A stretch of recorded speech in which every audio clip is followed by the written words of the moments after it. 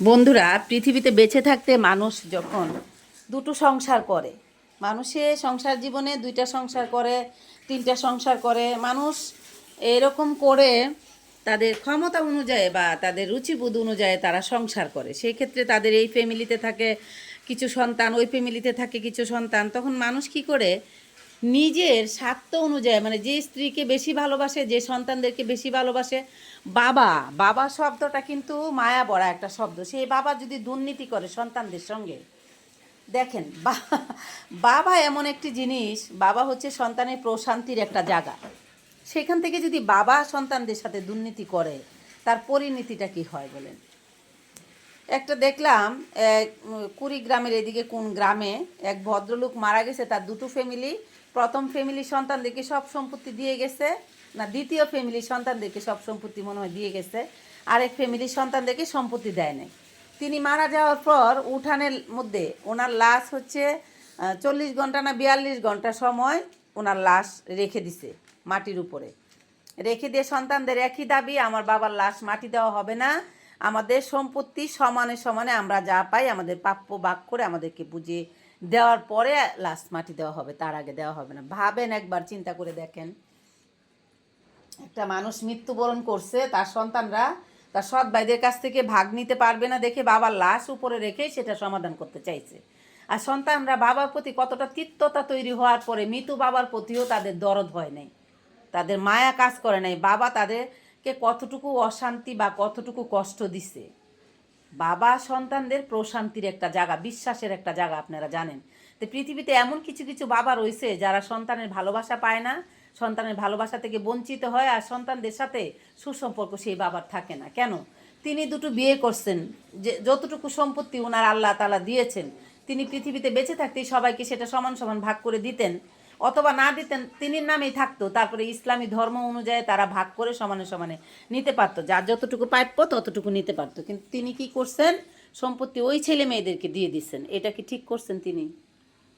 তাই সেটা যে উনি ঠিক করেন নাই, সেই জন্য ওনার সন্তানরা ওনার প্রতি এতটাই তিক্ততা তৈরি হয়েছে, এতটাই ঘৃণা তৈরি হয়েছে যে মরা লাশ 40-42 ঘন্টা উঠানের মধ্যে রেখে দিছে, মাটি দেওয়ার জন্য দিচ্ছে না সন্তানরা। একই কথা, আমাদের সম্পত্তি ভাগ হবে, তারপর লাশ মাটি হবে। মেয়েরা ক্যামেরার সামনে এসে বলতেছে, সাংবাদিকদেরকে বলছে যে আমাদের সম্পত্তি আগে ভাগ হবে, আমাদের প্রাপ্য আমাদেরকে বুঝিয়ে দেওয়া হবে, তারপর লাশ মাটি হবে। তারপর দেখলাম সেখানে প্রশাসন গেল, সেখানে লেখালেখি হলো, সেখানে হচ্ছে মানে সবাই এখানে করছে, মানে ট্রিটমেন্ট, মানে করছে, কি যেন বলে, মানে লেখালেখি করছে আর কি, সেটাকে মানে সবাই মিলে সেখানে কথা দিছে যে তাদেরকে এতটুকু সম্পত্তি দেওয়া হবে। আর সেটা প্রশাসন নিজে থেকে, তারা পুলিশরা লেখালেখি করছে, তারপর গিয়ে তার বাবাকে লাশ মাটি দিতে দিছে। তাহলে চিন্তা করে দেখেন একটা জিনিস, বাবা যদি সন্তানদের সাথে দুর্নীতি করে, তাদের সেই বাবাদের কি পরিণতিটা হয়।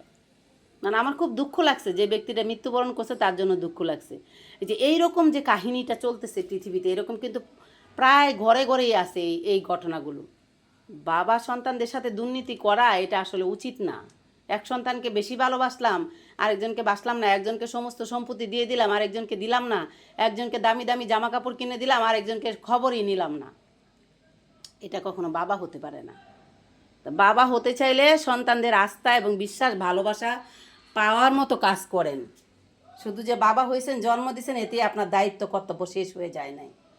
পৃথিবীতে এমন সন্তানদের ঘৃণা পাওয়ার মতো অসংখ্য বাবা এই পৃথিবীতে রয়েছে। আর এমন বাবা রয়েছে পৃথিবীতে, সন্তানরা ভাবতেই পারে না যে তার বাবা যদি তাদেরকে ছেড়ে চলে যায় তারা কিভাবে থাকবে। এটা এটা কেন? এটা শুধুমাত্র ভাবার জন্য। সে বাবা কামাই করছে তার সন্তানের কাছে, যে তার সন্তান এই পৃথিবীতে সে থাকবে না, এটা তার সন্তান ভাবতেই পারে না। তাহলে চিন্তা করে দেখেন, সেই ব্যক্তিটাও বাবা, আর যে ব্যক্তিটা লাশ কবরে দেওয়ার জন্য দিচ্ছে না, উঠানে রেখে দিচ্ছে, সেও বাবা। দুটো নাম একই, কিন্তু মানুষ দুইটার মধ্যে দুই রকমের পার্থক্য রয়েছে, দুই রকমের ব্যক্তিত্ব, দুই রকমের মন মানসিকতা। এই দুইজন মানুষ কিন্তু একই নামে তৈরি, পরিচিত সবার কাছে, কিন্তু দুইজনের দুই ধরনের ক্যাটাগরি মন মানসিকতা। সেগুলোর থেকে সবাই বেরিয়ে আসেন। আজকে আমি পৃথিবীর সমস্ত বাবাদের প্রতি একটা অনুরোধ করব, সন্তানটা আপনার, আপনার সন্তানকে একই নজরে দেখুন, একই নজরে ভালোবাসুন। না, তা না হলে আখেরাতের দিন আপনারই জবাবদিহি করতে হবে। তো বন্ধুরা, সবাই ভালো থাকবেন, আর আজকের আমার ভিডিওটা বেশি বেশি করে শেয়ার করে দিবেন।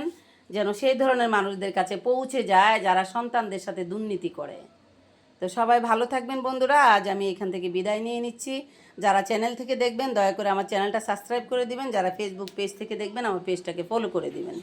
সবাই ভালো থাকবেন, আপনাদের সাথে দেখা হবে আমার অন্য কোনো সময় নতুন কোনো বাস্তবায়ন কথা নিয়ে, স্টোরি নিয়ে, গল্প নিয়ে। এনি টাইম আপনাদের সাথে আমার দেখা হবে বন্ধুরা। যারা দেশে এবং দেশের বাইরে প্রবাসে রয়েছেন সমস্ত বন্ধুদেরকে, বড়োদেরকে আমার তরফ থেকে জানাচ্ছি সালাম, ছোটোদেরকে জানাচ্ছি এক বুক ভালোবাসা। সবাই ভালো থাকবেন, আজ আমি এখান থেকে বিদায় নিচ্ছি, দেখা হবে অন্য কোনো সময়। সে পর্যন্ত খোদা হাফেজ, টাটা।